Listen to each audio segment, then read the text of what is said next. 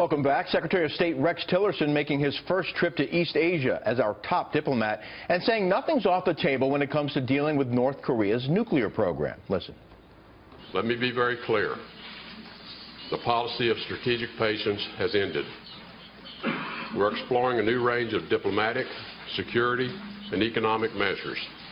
All options are on the table if they elevate the threat of their weapons program to a level that we believe requires action. That option is on the table. Joining me now, Jim Walsh, international security expert for the MIT Security Studies program. Jim, thanks for being with us. Good to be with you. Secretary Tillerson talking tough. What does this mean? We're going to bomb North Korea now? Is that really necessary? And what's the likelihood of that happening, and what would the fallout be? Well, that's a big tangle of questions. Obviously, the consequences could be great, but let's take this a step at a time.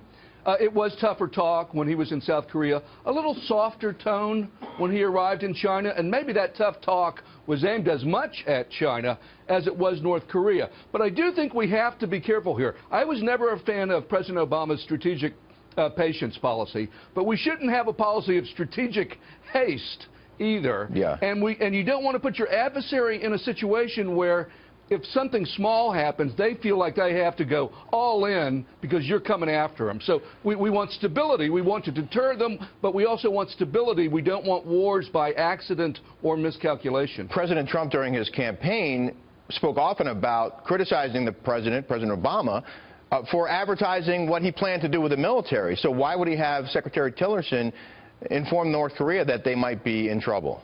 Yeah, militarily? I also saw that as a contradiction. You know, the president has said in response to questions about ISIS, he's not going to tell his plan about ISIS because he doesn't want to tip them off. You could say that same logic would apply here, and even more so, because the young Mr. Kim in North Korea could take all sorts of ugly countermeasures. I think part of the problem or challenge that the Secretary of State faced here is he's on this tour and he has to talk about the topic, but in fact the administration has not finished its policy review. It's still in the middle of trying to work through the issue and figure out what it wants to do. And then we still have a presidential election in South Korea in early May, and that's going to be important too. So he's having to talk about it at the same time. Really, things aren't that set yet. Jim, I read your article for FoxNews.com. You argue that it's time for President Trump to put his famous deal-making skills to work.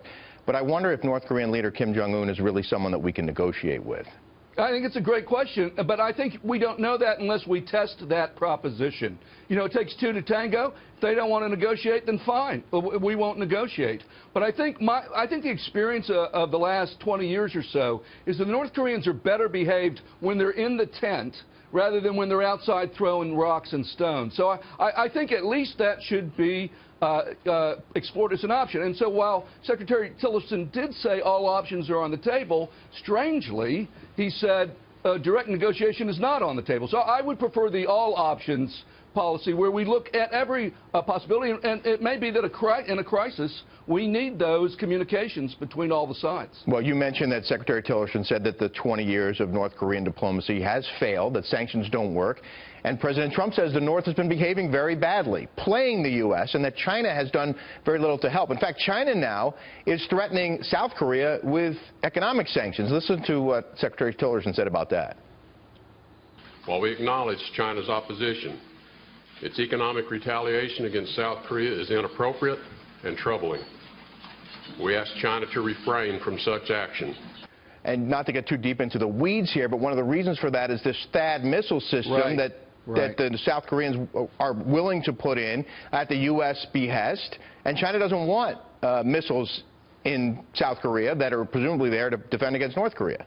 So there's a big mess right now. Well, right. And what China's concerned about with that missile defense system is that it might be aimed not only at North Korea, but also at Chinese missiles, and that makes them nervous. I think it was appropriate for the Secretary Tillerson to speak out against the pressure that China is putting on South Korea. But I also wonder about the policy. We're trying to get China to cooperate here. It's not in their interest for North Korea to be acting up like that. It's actually a real problem for them. Their concern is, though, if they are too tough, they'll have a failed nuclear weapons state on their border. But I think we have to be on the same page here. We don't solve this problem. I'll say it again. We don't solve this problem unless China and the U.S. work together, and I'm not sure threatening China is the way to get that done. Jim, you are one of the few Americans who's actually been to North Korea, sat across the table, and been in negotiations over their nuclear program. So who knows better than you whether or not negotiations with them can work and where this might be headed? Well, I wouldn't go that far, but I appreciate the shout-out. Well, share your insight, Jim. Yeah. What do you think? Well, you know, I've had discussions with North Koreans for many years about nuclear policy, and not so much negotiations as discussions. I think the thing about dealing with a one-person dictatorship, and that's what North Korea is if the young leader changes his mind and decides to go on a different path, well, bang, he can make that happen.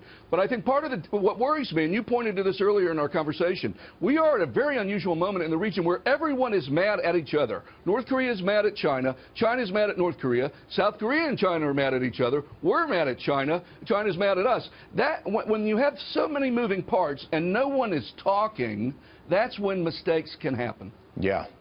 Sounds familiar. People being mad at each other. Yeah. Jim Walsh, we appreciate your time this evening. Thank you. Thank you, Rick.